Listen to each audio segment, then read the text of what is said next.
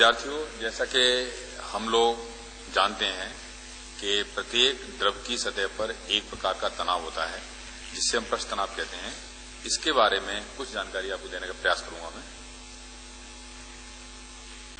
पृष्ठ तनाव के बारे में जैसा कि मैंने बताया अभी आपको, प्रत्येक द्रव की मुक्त सतह इस प्रकार व्यवहार करती है कि वो सिकुड़ के अपने न्यूनतम क्षेत्रफल में आने का प्रयास करती है। जिस प्रकार से हम देखते हैं खिंची हुई रबड़ इलास्टिक जैसे होती है, उसी प्रकार से प्रत्येक द्रव की सतह सिकुड़ने का प्रयास करती है। जिसकी हम उदाहरण देख सकते हैं हम कि बस अंतर इतना है, तनी रबड़ का जो प्रत्यास्थता होती है वो तो तनन के साथ बढ़ती है, पर द्रव के साथ में ऐसा नहीं है। वो द्रव का पृष्ठ तनाव स्थिर रहता है। उदाहरण है जैसे वर्षा या ओस की बूंद, साबुन के बुलबुले, फर्श या किसी की सतह पर पानी की बूंद यदि गिर जाए वो भी गोल होती है आपकी। इसके अलावा मैंने कल कहा भी था आप लोगों से, चूड़ी या बले आप ला पाएं तो आपको कुछ प्रैक्टिकल उसके भी समझा दिए जाएंगे आपको किस प्रकार से ये आपके पृष्ठ तनाव की घटनाएं आपकी होती हैं।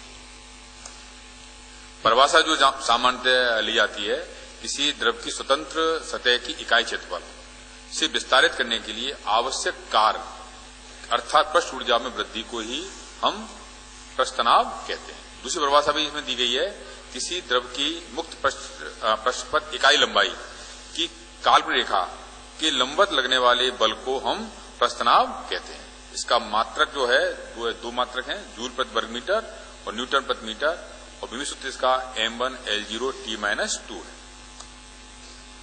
कुछ बिंदु हैं जिन पर हमें ध्यान रखना पड़ता है हमको। ये जो पृष्ठ तनाव है वो द्रव की प्रकृति पर निर्भर करता है, पृष्ठ के क्षेत्रफल पर या जो हमने रेखा की हमने कल्पना की थी उस पर निर्भर नहीं करता है। एक अदिश राशि है जिसकी दिशा अद्वितीय होती है, जिसे हम व्यक्त नहीं कर सकते हैं। पृष्ठ तनाव द्रव के पृष्ठ के दूसरी ओर जो माध्यम से होता है उस पर भी निर्भर करता है। ताप बढ़ने के साथ पृष्ठ तनाव घटता है और क्रांतिक ताप पर इसका मान शून्य हो जाता है। पृष्ठ तनाव एक आणविक घटना है जिसका मूल कारण विद्युत चुंबकीय बल है। अब पूछा जाए कि आखिर ऐसा होता क्यों है। जैसा कि हम जानते हैं, किसी भी द्रव के अंदर के अणु की बात करें तो द्रव के अंदर के अणु के चारों ओर अणु होंगे। उन अणुओं के द्वारा उस अणु पर लगने वाला परिणामी बल जो होगा वो शून्य होगा। पर जैसे अणु ऊपर जाएगा वैसे वैसे क्या होगा, उसका जो आणविक प्रभाव गोला होगा, उस गोले के ऊपरी भाग के अणुओं की संख्या कम हो जाने के कारण से उस अणु पर लगने वाला जो परिणामी बल होगा वो द्रव के अंदर की ओर होगा। इस कारण से उस अणु पर नीचे को बल लगेगा। जब अणु द्रव की सतह पर पहुंच जाएगा तो उसके आणविक प्रभाव जो गोला है उसके आधे हिस्से में अणु नहीं होंगे, ऊपर वाले हिस्से में, नीचे वाले अणु में सब में अणु होंगे। उन सब अणुओं के द्वारा उस अणु पर लगने वाला परिणामी बल होगा वो अधिकतम होगा और अंदर की ओर होगा, जिसके कारण से द्रव की सतह पर स्थित प्रत्येक अणु पर लगने वाला बल द्रव के अंदर की ओर होता है। पर चूंकि द्रव के अंदर सतह खाली नहीं है इसलिए व्यवहार ऐसा करता है, वास्तव में वो द्रव सिकुड़ नहीं पाता है।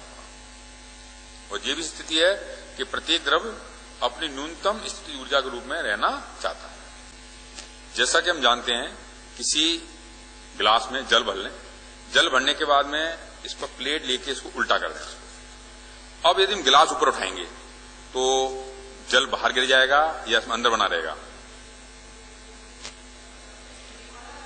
नहीं, प्लेट तो रखी है, अब इसको ऊपर उठाएं थोड़ा सा तो जल इसके अंदर बना रहेगा या जल सारा बाहर आ जाएगा? थोड़ा सा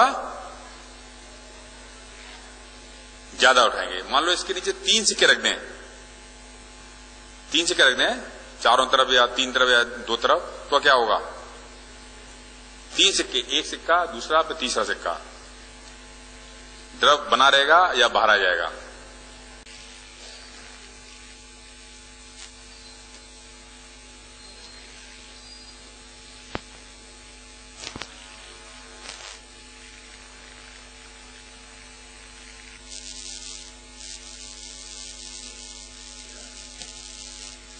जैसा कि बच्चे देख पा रहे हैं, आपने देखा होगा, देखना चाहे बाद में देख सकते हैं आप, कि गिलास के नीचे 3 सिक्के लगा दिए गए हैं, तब भी आप देख रहे हैं पानी उसमें अभी भी बना हुआ है। ठीक है, इसी प्रकार से आप सिक्के ऊंचाई उठाते जाए तो देखेंगे कुछ स्थिति के बाद में पानी जरूर बाहर आ जाएगा, बाकी कुछ ऊंचाई तक ये पानी आपको बना रहता है। तो सोचना है तब तक बैठे बैठे आपको आखिर क्या हो रहा है इस पर।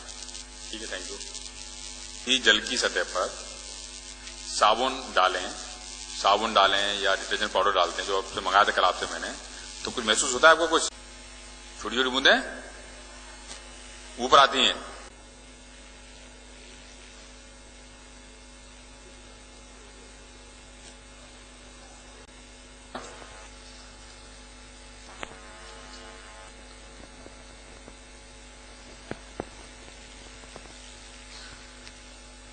अब पाउडर डाल दें, तेल का पाउडर। हाँ,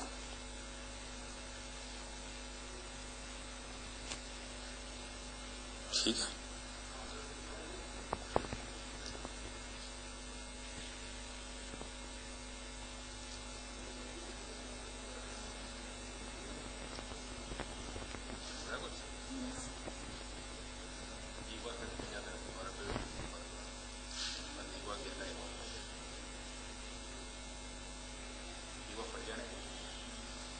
क्या कहते हैं, सर्कुलेशन को कम घर पे भी करके दे सकते हैं ना। पूरा गिलास हो रहा है, एक बार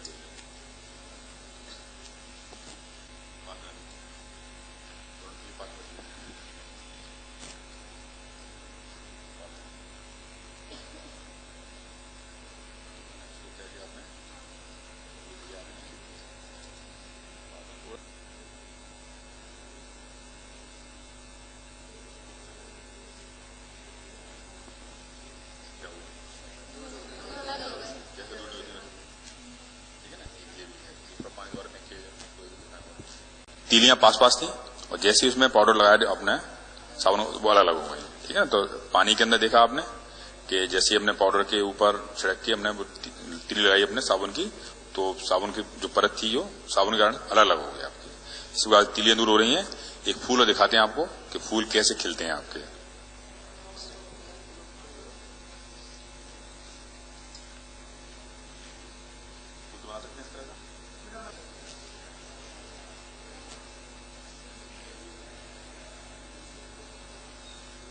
वो पानी नहीं मिलता तो उनके फूल और पत्ते क्या हो जाते हैं, मुरझा जाते हैं। फिर क्या करते हैं हम लोग, पानी डालते हैं, और पानी डालने कुछ देर बाद में वो खिल जाते हैं। ठीक है ना। तो मान लिया हमारा ये मुरझा हुआ फूल है ये, और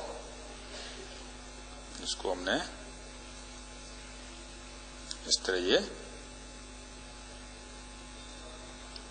पत्तों को इस प्रकार मोड़ा हुआ है। ठीक है।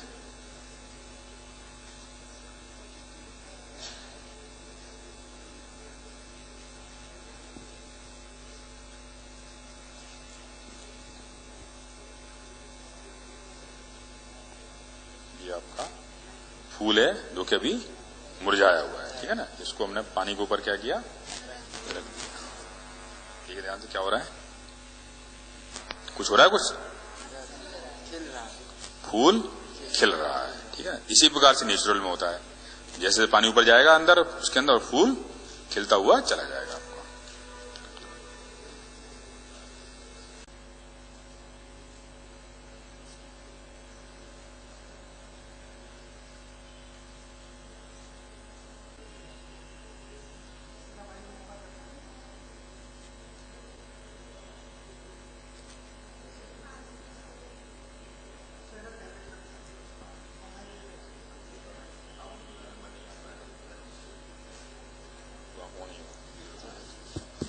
साबुन की फिल्म बन रही है, और जैसी फिल्म की तरफ टूटी फिल्म की तरफ, तो आप देख रहे हैं धागे की तरफ वृत्ताकार रूप में पहुंच रहा है।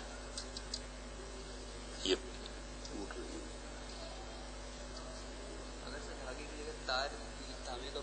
तार थोड़ा भारी रहेगा, तार थोड़ा, जैसे ये तोड़े इधर की तोड़ेंगे।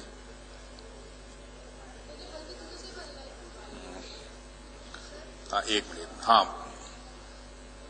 आपको मैंने दिखा दी है कि सिक्के रखे थे तो भी जल आपका ऊपर तक भरा रहा, पूरा उसमें बाहर नहीं निकला।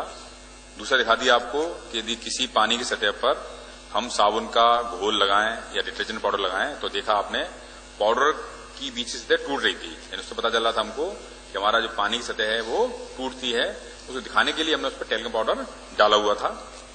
फिर दिखाया था आपको कागज का फूल का खिलना। तो कागज का फूल बना सकते हैं सिंपल, उसको बना के पानी में डालेंगे तो आप देखेंगे उसकी पत्तियां धीरे धीरे उसकी खुलती जाती हैं आपकी। और दूसरा दिखाया था आपको गिलास में 2 माचिस तिलियां जो पास में थी, जैसे ही हमने साबुन का घोल उसमें डाला तो वो तीलियां हमारी दूर भाग रही हैं, यानी वहां भी हमारा प्रस्तनाव कम हो रहा है हमारा। अच्छा, कुछ इसके बारे में जानकारी दे दें अपन कि जो कागज की जो फूल था उसमें क्या पतली पतली केसनेलियां होती हैं। जैसे ही हमने उसको जल में डाला तो जल धीरे धीरे केसनेली ऊपर चढ़ा और उसके कारण से क्या हुआ, फूल धीरे धीरे हमारा खुलने लगा। इसी प्रकार से हमारे जलीय फूल और अन्य फूल भी हमारे खिलते हैं। एक प्रक्रिया और कर सकते हैं, धागा आप लें, एक धागे को 45 डिग्री कोण पर बांध दें और उस पर धीरे धीरे ऊपर से पानी डालें तो आप देखेंगे पानी धीरे धीरे धागे की सहायता से नीचे आएगा और फिर वो नीचे गिरेगा। वहां भी हम कह सकते हैं कि यहाँ पर पानी और धागे के बीच का जो आसंजक बल है उसके कारण से पानी वहां पर टिका रहता है और पानी पूरा हमारा नीचे नहीं गिरता है। एक प्रैक्टिकल और कर सकते हैं कि जैसे ही हम किसी गिलास के अंदर पानी भर के किसी प्लास्टिक के ढक्कन को डाल दें तो आप देखेंगे प्लास्टिक का जो ढक्कन होगा वो गिलास की सतह जो रिम है उसकी तरफ जाने का प्रयास करेगा। हम उसको बीच में लाने का प्रयास करें तो बार बार वो किनारे की तरफ भी जाएगा। इसके लिए क्या करना पड़ेगा, हम धीरे धीरे पानी का तल बढ़ाएं और जब पानी तल उत्तलाकार हो जाएगा उसमें आप देखेंगे कि पानी के अंदर ढक्कन बीचों बीच में हमारा पहुंच जाएगा। ये भी हम करके देख सकते हैं। एक है बोतल से निकलती धाराओं को बांधना। बोतल के अंदर हम छेद कर लें पास पास तो हम देखेंगे उसमें से यदि पानी भरेंगे धाराएं हमारी बाहर निकलेंगी। उन धाराओं को यदि हम हाथ से पकड़ने का प्रयास करें तो आप देखेंगे धाराएं 2 या 3 धाराएं आपस में मिल जाएंगी और धारा मोटी हो जाएगी तो धारा बंध गई। और जैसे ही उसको उंगली से काटेंगे तो धाराएं अलग अलग हो जाएंगी। तो यहां भी हम बता सकते हैं कि हमारे जो पानी के संसर्ग वाले उसके कारण धाराएं हमारी यहां पर बंध रही हैं। इसके अलावा एक माचिस की तीलियां जो होती हैं उनको हम तोड़े नहीं, थोड़ा सा उनको हल्का सा मोड़े उनको और मोड़ के उनको आपस में सटा के रख दें। सटाने के बाद में जैसे ही हम उनके बीच में पानी बूंद डालेंगे तो आप देखेंगे धीरे धीरे तीलियां दूर होंगी और वो फूल के नुमा वो खिल जाएंगी। आपकी फूल नुमा या तारनुमा आकृति आपकी उसमें बन जाती है। इसके अलावा आपने देखा होगा ब्लेड या आलपिन पानी से भारी होते हैं, उनको हम पानी पर तैराना चाहें तैरते नहीं है। उसके लिए क्या करना पड़ेगा, आपको किसी पुराने अखबार का कागज या कोई ऐसा कागज जो पानी को सोख सकता हो उसको आप रख दें पानी के ऊपर और उसके ऊपर धीरे से एक आलपिन या ब्लेड को रख दें। कुछ समय बाद आप क्या देखेंगे, कागज जो है वो गीला होके भारी होके पानी में डूब जाएगा और आपकी आलपिन या ब्लेड आपकी पानी पर तैरती रहेगी। इसी प्रकार से कीप या फनल में आप साबुन के घोल का बुलबुला बनाएं और उसको जैसे बुलबुले को बाहर निकालेंगे तो देखेंगे उसका जो आकार है वो धीरे धीरे कम होता चला जाएगा और वो जाके लास्ट में टूट जाएगा। चूड़ी वाला अभी आपको दिखाई दिया मैंने कि चूड़ी या बले के अंदर हम पतला धागा बांधें, धागा बांधने के बाद में उसको हम साबुन के घोल में से एक परत बना लें तो परत को एक जैसे तोड़ेंगे हम तो जिधर की परत टूटेगी उस परत की ओर हमारा धागा वृत्ताकार आकृति ग्रहण कर लेगा। जैसे शुरू में बताया था आपको, प्रस्तनाव में वह प्रकृति द्रव की जो कि अपने क्षेत्रफल को कम से कम करने का प्रयास रहता है। द्विविमीय आकृतियों में वृत्त का जो क्षेत्रफल होता है सबसे ज्यादा होता है। वृत्त का क्षेत्रफल ज्यादा है तो दूसरी तरफ आकृति जो बनेगी उसका क्षेत्रफल कम हो जाएगा। इसलिए हमेशा जो धागा है उस प्रकार से गति करेगा कि वो एक तरफ वृत्त बने, दूसरी तरफ उसका दूसरी आकृति बन जाए। शेविंग ब्रश जो आप रोज देखते होंगे, पिताजी या आपके बड़े भाई जो भी शेविंग करते हैं सुबह, देखा होगा कि बिना गीला जो सूखा ब्रश होता है उसके धागे अलग अलग होते हैं, उसके ब्रश उसके सारे। जैसे पानी डूब के बाहर निकालेंगे तो आप देखेंगे वो धागे उसके जो होते हैं ब्रश वो सारे वो बाल पास में आ जाते हैं। क्यों?